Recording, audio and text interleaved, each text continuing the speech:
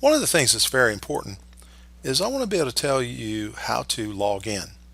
And I'm on campus, so anytime you're on campus, whether you're physically on campus or you're just using the wireless, maybe you're outside of a building using wireless, it recognizes your IP address of the computer on the network, and it does not make you log in. I want to give you an example of what it looks like when you log in, and I'm going to go find a particular source that I know is going to make me log in, whether I'm on campus or not. And one of those is going to be a particular electronic resource for APA. And when I click on that, um, I see that it's going to call for a login, and it says, "Hey, log in with your W number, and then log in with your 6-digit birthday." And I click that, and it should pull it right up. It's saying, "Hey, there it is." So here's the document. This kind of login box is going to pop up every time you go into one of the databases, or you go into an ebook or something of that nature, or a video. You're going to have to log in. So I just want to make sure you know how to do that.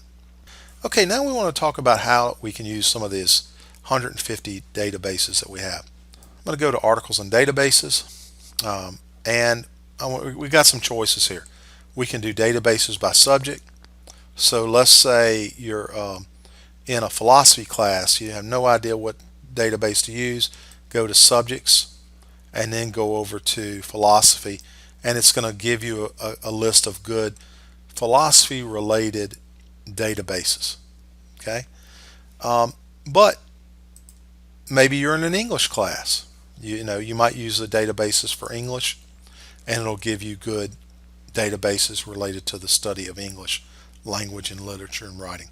You can also do something different that may be helpful to you. You can do articles and databases, and you can go by databases by name.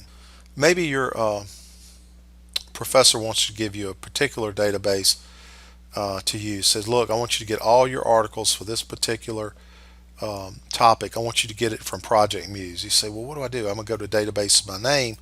Then I'm going to go over to N to P, and we're going to go to Project Muse." And I'm going to click on it. It's going to bring me right in. And then I'm going to have all my articles going to come from Project Muse. My professors told me to use that database. So perhaps you have a little different subject. You're going to do some research on the idea of wellness in the context of psychology. So I and my words together. I'm going to do wellness and psychology, and we're going to see what kind of search we get. And you got 1159. You say, "Well, that's great. Promoting wellness for Thai college students, personality priorities and perceived wellness among counseling trainees, internet use and psychological wellness during the late adulthood," so on and so forth. Lots of articles. But you say, "Well, there are 1159 results. That's too many. I want to narrow it down a little bit more." So I'm going to go to wellness and psychology,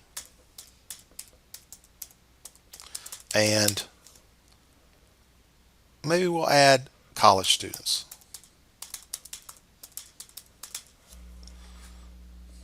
So we now went from 1100 down to 839. We're still seeing some of those same particular articles. But let's look at some of these. So I'm in a database, Project Muse, and I see this particular article is going to be from the Journal of College Student Development.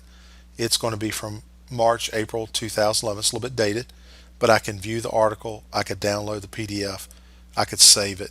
Lots of different options in here. I can scroll down. I can see those same articles we saw a moment ago. And just to know that this is a database, it's a little different than the other ones, but that's a database that your professor might want you to use. If they tell you a particular database, just go back and look up those databases by the letter of the name, the first letter. We can also use the favorite databases. I want to talk about those two to find articles. We're going to go to Academic Search Complete. It's a huge database. It's part of the EBSCO company, and it's going to cover everything from chemistry articles to business articles to articles on literature and that sort of thing. So I'm going to do a search, academic search complete, and I'm going to say, okay, here I am. I've got my database up. Academic search complete. It's a general database. It's like the Walmart of databases, covers all different topics and it's huge. But I want to make sure that I click full text. The reason I want to click full text is so that I only get articles that I can actually see, actually print, actually get a copy of. If I don't click full text, a percentage of the articles are going to just be citation. The actual article's not there. And if you're off campus only, it's going to be very difficult to get that article immediately, maybe in a timely manner. You would have to use something called interlibrary loan. It may take a few days. And so, good idea to click full text if you're, especially if you're in a 100, 200 level undergraduate course. We're going to do a search again. We're going to do this time student loans. And we're going to do student loans. And then I got some options. I can do and or not. I want to talk about those three Boolean operators. This is something that librarians use often. We describe and teach this often. And narrows or focuses a search. The more you and together, the more those keywords, they all have to show up in the particular record to come up. That's what we do most of the time. You can also use or expands. A good reason to do or is if you're going to do synonyms. Like you might do student loans, we'll do that search. And in this database, we get 21,000 back.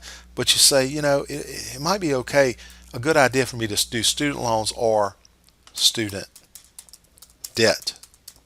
Because sometimes it's used similarly. So now instead of 21,000, we're going to have 21,800. We get a few more. So that's or. It expands. Or expands. It does multiple searches at once. An example of using or is that, like, if you're in a biology class, you might do crawfish or crayfish, or the scientific name for crawfish, if you're searching for research on that topic. Maybe you're writing a paper on it. But in this case, we're doing synonyms, student loans or student debt. But I might want to narrow it down. I might want to just narrow it down to something particular like mental health. We're down to 237.